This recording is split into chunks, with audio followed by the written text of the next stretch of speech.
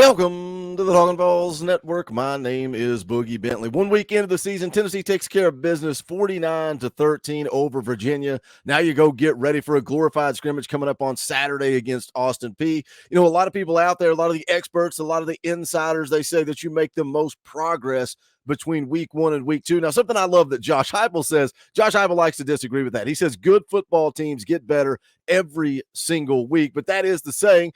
So Tennessee's got to get ready for Austin Peay coming up on Saturday. I'm sure a lot of you guys have seen this, the brand new alternate uniforms floating around out there on Twitter. I love it, man. It says here Saturday will mark 51 years to the day of Condredge Holloway's first start at the University of Tennessee, becoming the first black quarterback to start in the SEC. So I like the throwback. I like the nod to Condredge Holloway, the history, the recognition, talking about a trailblazer in Condredge Holloway. But then some of us uniform guys, I think these uniforms look clean. I wasn't really sold on them when you saw them hanging on a rack in a store, but now that you're seeing them actually on the field, and I like, man, the face mask. I think they look clean. If you go through and look at all the pictures, you can see there the silver face mask. I think they look clean. I like them. I know some people don't care as much about uniforms as others. Me personally, I like them. You guys jump in the comments and let me know what you think. But again, Tennessee getting ready for Austin Peay coming up on Saturday. The narrative, right? The storylines coming out of that first game against Virginia. Everybody's talking about this defense, and rightfully so. This defense went out. They dominated. They played good football. They did what they were supposed to do against an inferior opponent, held Virginia to 201 total yards, 96 rushing yards on 40 attempts. That's 2.4 yards per carry, 10 tackles for loss. This defensive line was playing behind the line of scrimmage all day long. They lived in the backfield. Of course, you got a couple of sacks from James Pierce. You had a couple of sacks from Tyler Barron, but guys like Omar Norman-Lott, Omari Thomas, Roman Harrison, a lot of guys on this football team on that defensive line that were living in the backfield, and that excites me about the future. When we see the way that South Carolina's offensive line struggled, they could not protect Spencer Rattler. They could not run the football. The same could be said for Florida. They struggled. They gave up a handful of sacks, also struggled to run the football. So it excites me about the future of Tennessee football in 2023. Some of these matchups that we've got coming up early in the season, that was the big storyline. But for me, this Tennessee football team, you've got to be impressed with the offensive line, with the running backs. You know, going into the game, that was the strength for Virginia. How would Tennessee's offensive line hold up against a pretty good front seven for Virginia? So that's what I want to talk about today. I want to get into this running back room.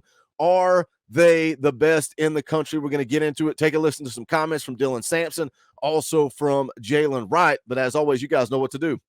Smash the thumbs up just below the video. It is quick, free, and easy. It does help this channel. I would greatly appreciate it. Also, if you're new to the Talkin VAWLS Network, welcome. We're not experts. We're not insiders. We're not media. We're not talking at you. We're talking with you. So if you like that, make sure you subscribe. Click that bell for notifications. You're not going to miss out when we go live or when we drop a video. Going to be live tonight.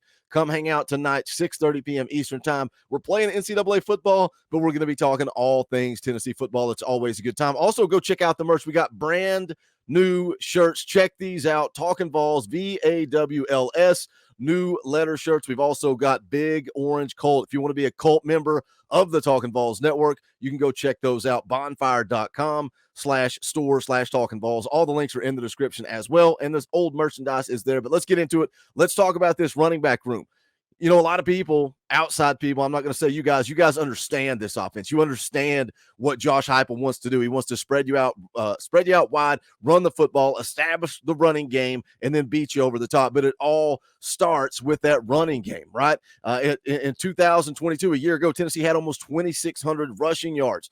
They averaged almost 200 yards per game on the ground. In 2021, they averaged 218 yards per game on the ground. You're coming out of this Virginia game. Tennessee ran the football for almost 300 yards. Now, how does that go? Because you've got a running back by committee type of deal here. You've got Dylan Sampson, you got Jay Wright, you've also got Jabari Small out there, and I think that makes Tennessee dangerous. The ability to rotate those guys. We kind of talked about it on the morning show. Those guys could start, they could play anywhere in the SEC. I think all three of those guys, Jabari Small, Dylan Sampson, Jalen Wright, I think they would be in any rotation in the SEC. Are they the best running back room in the country? Let's take a listen to their comments, because some of the narrative out there, you know how the media is. They want to poke, they want to prod, they want to kind of divide almost. They want to ask you, how do you feel when you have to hand it over to Dylan Sampson and he gets to come into the game? Or how do you feel about this or that? Let's take a listen to what these running backs had to say. First, we'll take a listen to some comments from Dylan Sampson,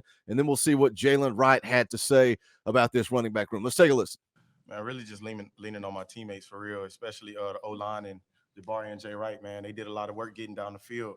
And, man, they just trusted me to go put it in. And, that's what I got to do is lean on my brothers, them trusting me too. Yeah. We all, man, like I said a million times, man, we all put in work. We all like brothers, man. So, what I'm saying? We all gonna eat, man. I've been saying this, like, we the best group in the nation. So it's gonna show, Thanks. And we gonna keep showing it. So just put in that work and y'all seeing it. I love what Jalen Wright says there first. We're all going to eat. We're brothers. That just goes to show the culture that Josh Heupel has built, right? Jalen Wright's not going to get mad when he got to come out of the game and Dylan Sampson's going to come in and take over.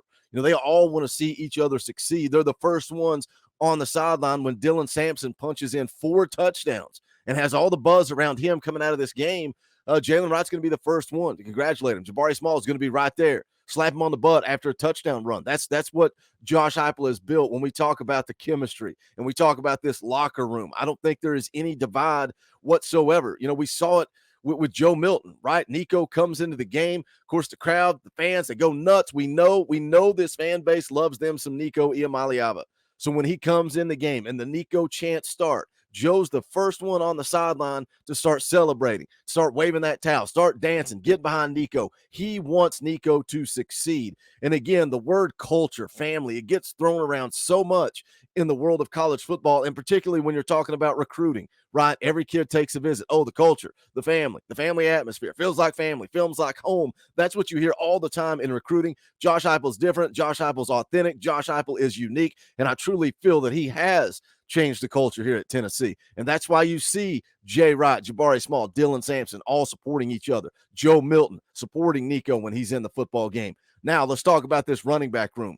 Jalen Wright, best running back room in the country. What do you guys think? Coming out of week 1, Tennessee had 287 yards on the ground. That's good for 11th in the country when you're talking total yards. And, of course, you've got some teams like Air Force. You got Central Florida. You got teams that only want to run the football. But when you look at the SEC, only Auburn and Mississippi State had more rushing yards than Tennessee. But when you look at the dynamic, the three-headed monster, the fact that you can go with Jalen Wright, Jabari Small, or Dylan Sampson at any time, give me those guys over any other running back room in the country. I thought Jalen Wright looked so good on Saturday. The patience, right? He gets north and south in a hurry, but he also is patient. He gives the play time to develop. There were so many times that he waited for that running lane to set up. Then he gets north and south in a hurry. You're talking about a guy that ran the ball 12 times for 115 yards, 9.6 yards per carry, almost 10 yards per carry for Jalen Wright. Jabari Small also had himself a good day, 13 carries, 67 yards, average 5.2 yards per carry.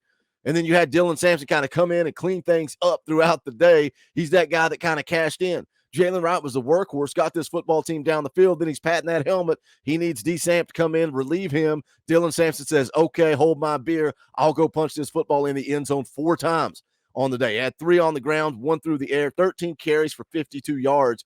But again, Josh Heupel wants to run the football. And I made a video way back before the season started talking about Joe Milton and all the pressure that was on him and how much we expect from Joe Milton. But there's a way you can alleviate some of that pressure. You can take pressure off of Joe Milton so that he just has to go out and be efficient. Well, how do you do that? Number one, you run the football. You have success. You run the football for 287 yards. You got Jay Wright going out there running the football for almost 10 yards per carry. That makes things a whole lot easier on Joe Milton because now moving forward, and again, Austin Peay is Austin Peay. We're going to go out, dominate, take care of business.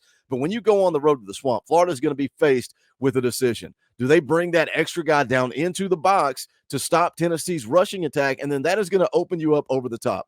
A lot of people saying on Saturday, Boogie, where was Dante Thornton? The passing game, not a really whole lot of action from those wide receivers. Ramel Keaton had 3 catches, Squirrel White 6. Brew McCoy had a couple. McAllen Castles had a reception. Dante Thornton had 2. Kind of spread the ball around a little bit, but was not really attacking through the air. You took a shot to Keaton that he dropped. You took a shot to Thornton that was a little underthrown. But for the most part, Tennessee went out and ran the football down Virginia's throat. So Florida can sit back and allow this 3-headed monster to run the football all day, or they can creep somebody down in the box, and you're going to open Tennessee up to go deep. you got a choice. That's the beautiful thing about this offense. And again, something else that can help Joe Milton is the way that this defense played on Saturday. And I know Virginia is not a very good offense, but Tennessee was dominant. They were dominant up front. They played good at the linebacker position. In the secondary, coming out of the game, everybody's going, I don't really have a whole lot to say about the secondary. And that is a good thing because that means they were not getting beat. They were not getting beat. You weren't seeing this secondary, and that's what we need this entire season in order for this football team to have success, in order for this football team to maybe go play for an SEC championship or a national championship. What do you guys say? Jump into the comment section. Let me know. What do you think about this running back room, the defensive performance against Virginia? Don't forget to join me tonight live at 6:30 p.m. Eastern time. I know if you're saying, Boogie, I don't really care about video games. That's fine. Don't worry about the video games. We spend 3-4 hours talking Tennessee football. It's always a good time. As always, guys, smash the thumbs up on the way out the door. Again, go check out the new merch, the Cult member shirts, and also the Talkin VAWLS, VAWLS shirts. But I appreciate the support. As always, thank you to the members of the channel. You pay the bills around here. You want to be a part of that, hit the join button down below. For as little as $1 a month, you get access to custom Talkin VAWLS emojis, the fan call-in shows every Sunday night, the fan call-in shows every Saturday, an hour before kickoff. But if you can't afford to give, that's fine. Smash the thumbs up. It's quick, free, and easy. Jump into the comment section. Let's talk some Tennessee football because this is the Talkin VAWLS Network. My name is Boogie Bentley.